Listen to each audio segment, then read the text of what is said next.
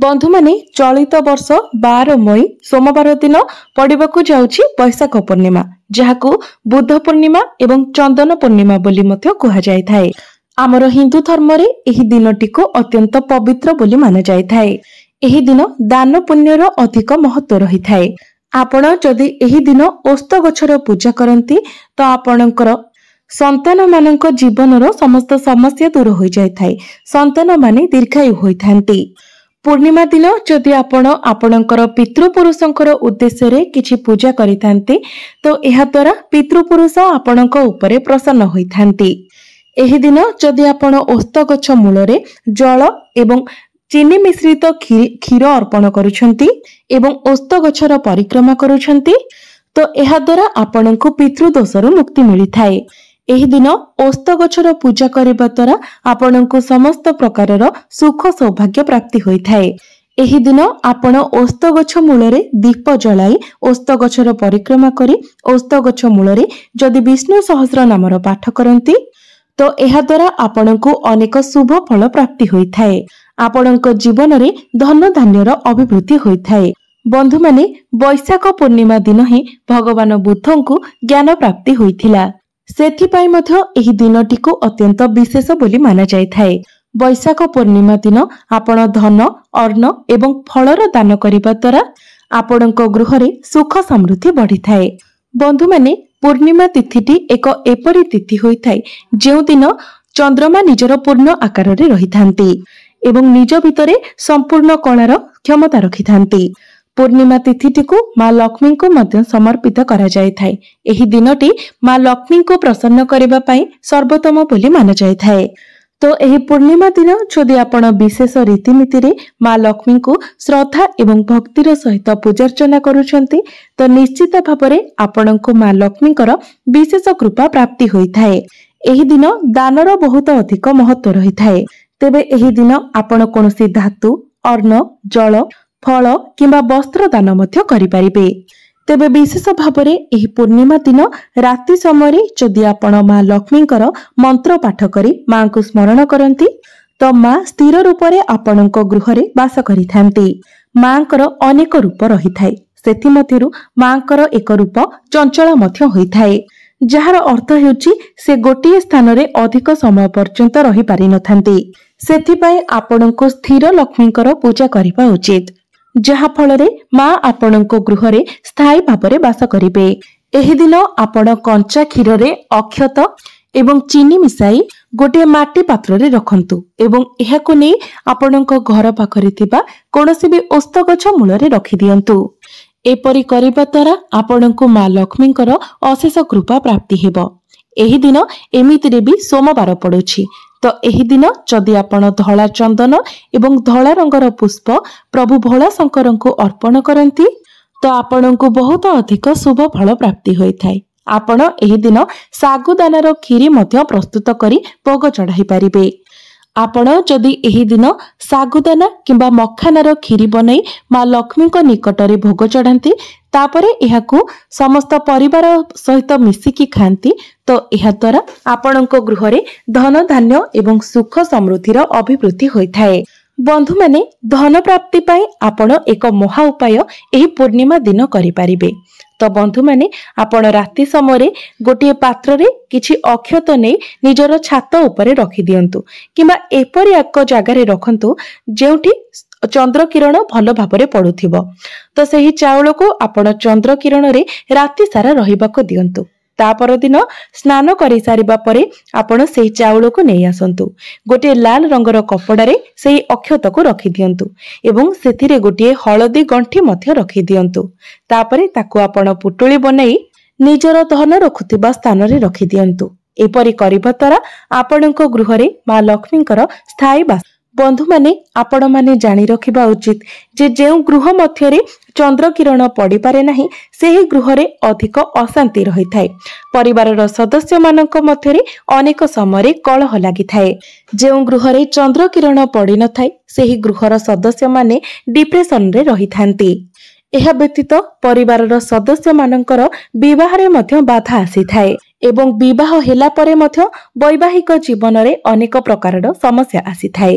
ସେଥିପାଇଁ ପ୍ରତ୍ୟେକ ବ୍ୟକ୍ତିର ଜୀବନରେ ଚନ୍ଦ୍ର କିରଣର ଏକ ବିଶେଷ ମହତ୍ତ୍ୱ ରହିଛି। ତେଣୁ ପ୍ରତ୍ୟେକ ପୂର୍ଣ୍ଣିମାରେ ଆପଣ ଚନ୍ଦ୍ର କିରଣ ନିଜ ଶରୀର ଉପରେ ପକାଇବାକୁ ଚେଷ୍ଟା କରନ୍ତୁ। ଅର୍ଥାତ୍ ଆପଣ ଏପରି ଏକ ଜାଗାରେ କିଛି ସମୟ ବସନ୍ତୁ ଯେଉଁଠାରେ ଆପଣଙ୍କ ଉପରେ ସମ୍ପୂର୍ଣ୍ଣ ଚନ୍ଦ୍ର କିରଣ ପଡୁଥିବ। ବନ୍ଧୁମାନେ, ଆପଣ ଆଉ ଗୋଟିଏ କାର୍ଯ୍ୟ ମଧ୍ୟ କରିପାରିବେ। ଯେଉଁଦିନ ପୂର୍ଣ୍ଣିମା ଥାଏ ସେହିଦିନ ଆପଣ ଗୋଟିଏ ବାଲ୍ଟି ପାଣି ନେଇ ଯେଉଁଠାରେ ଚନ୍ଦ୍ର କିରଣ ଭଲ ଭାବରେ ପଡୁଥିବ ସେହି ଜାଗାରେ ରଖିଦିଅନ୍ତୁ। ତା ପରଦିନ ସେହି ପାଣିରୁ ଆପଣ ଗୋଟିଏ ବୋତଲରେ ପାଣି ଭରି ନିଅନ୍ତୁ। ତାପରେ ଆପଣ ଆସନ୍ତା ପୂର୍ଣ୍ଣିମା ପର୍ଯ୍ୟନ୍ତ ପ୍ରତ୍ୟେକ ଦିନ ସ୍ନାନ କରୁଥିବା ଜଳରେ ସେହି ଜଳରୁ କିଛି ମିଶାଇ ସ୍ନାନ କରନ୍ତୁ। ଦେଖିବେ ଆପଣଙ୍କ ଜୀବନରେ ଏକ ସକାରାତ୍ମକ ପରିବର୍ତ୍ତନ ହେବାକୁ ଲାଗିବ। ତେବେ ସକାଳ 4ଟା ପୂର୍ବରୁ ଆପଣ ସେହି ଜଳକୁ ଘରକୁ ନେଇ ଆସିବେ।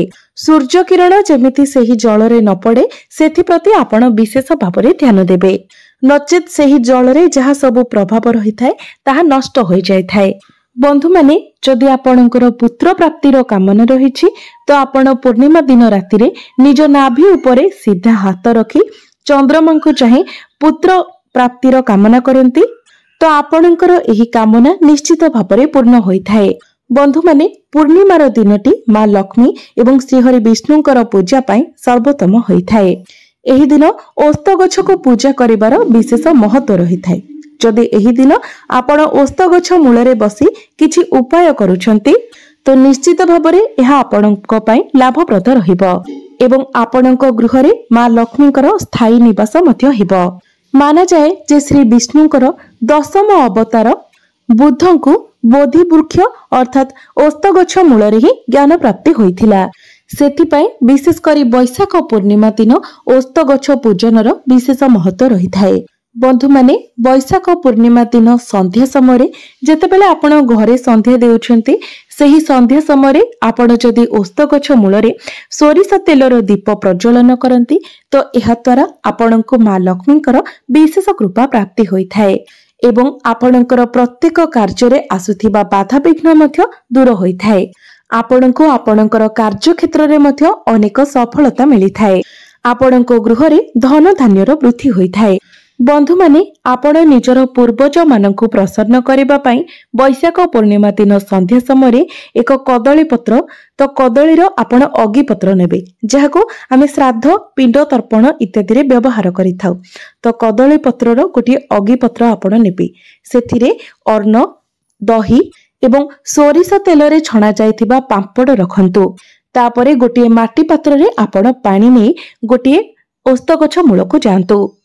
ତେବେ ଏହାକୁ ଆପଣ ଓସ୍ତ ଗଛ ମୂଳରେ ରଖିଦିଅନ୍ତୁ ଏବଂ ପିତୃପୁରୁଷଙ୍କ ଉଦ୍ଦେଶ୍ୟରେ ପ୍ରଣାମ କରି ଆପଣ ଏକ ମୁହାଁ ହୋଇ ଘରକୁ ଫେରି ଆସନ୍ତୁ।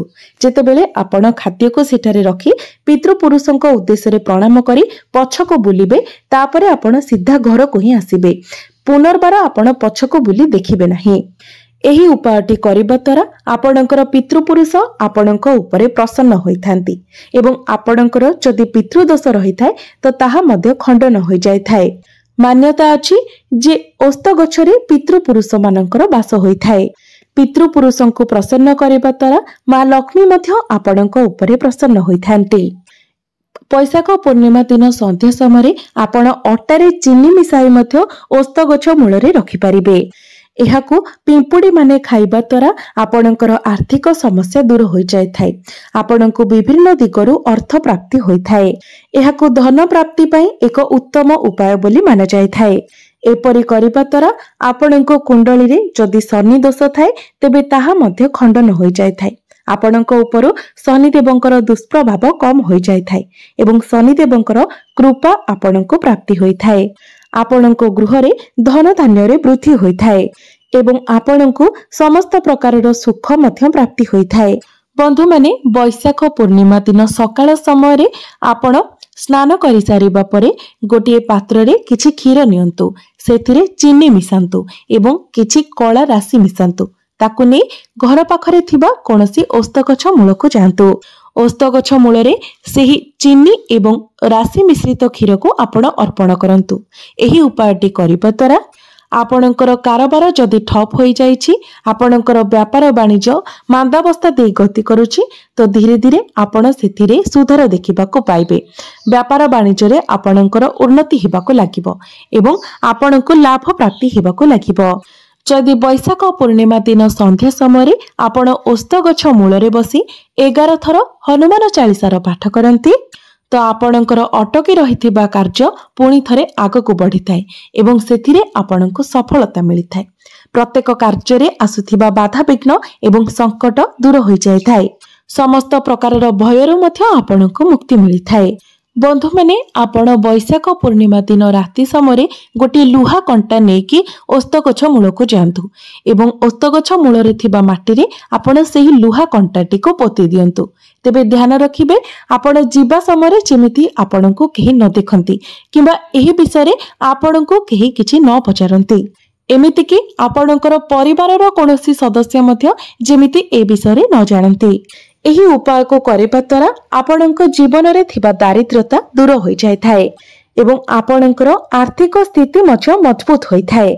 जदि आपण विधि विधान पूर्वक एही वैशाख पूर्णिमा दिन किछि विशेष उपायर पालन करूछंती, तो निश्चित भाबरे एहा आपणको 100% लाभ प्रदान करि थाए। एही दिन माँ तुलसी पूजार मध्य विशेष महत्व रही थाए। तो एही दिन आपण विशेष रीति रे माँ तुलसी पूजा करबा उचित एवं माँ तुलसी को चीनी मध्य भोग रूप में अर्पण करबा उचित। एही दिन आपण श्रीहरि विष्णु को मध्य चीनी रो भोग अर्पण करबा उचित। तेबे मने रखिबे, आपण जेबे भी भगवान श्रीहरि विष्णु हुंतु, कृष्ण हुंतु, जगन्नाथ हुंतु, भगवानंकर जेकोसी अवतार आपण भोग चढ़ाउछंती, तो सेही समय भोगरे आपण तुलसी पत्र किंबा तुलसी मंजरी रखिबाको भूलंतु नाही। तेबे मने रखिबे, पूर्णिमा दिन तुलसी पत्र तोला जाय न थाए, सेथिपाई ता पूर्व दिन ठारू आपण तुलसी पत्र तोली देबे। तेबे चलित वर्ष जेहेतु पूर्णिमा सोमवार दिन पड़ुछि, तो ता पूर्व दिन रविवार पड़ुछि, तो रविवार दिन मध्य तुलसी पत्र तोला जाय न थाए।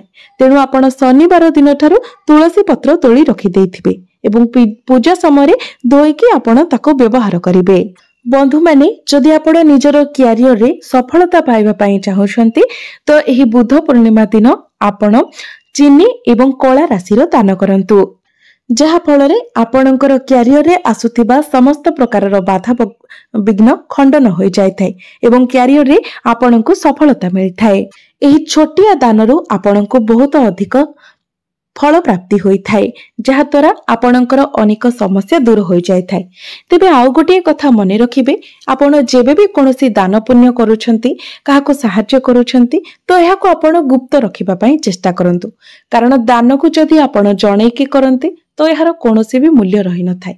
तेणु आपण जेबे भी काहाको सहाय्य करूछंती, कोनोसी दान पुण्य करूछंती, तो एहाको आपण जेते पारिबे गुप्त रखिबा पई चेष्टा करंतु एवं जदि पारिबे तो एहाको आपण निजे मध्य भूली जांतु।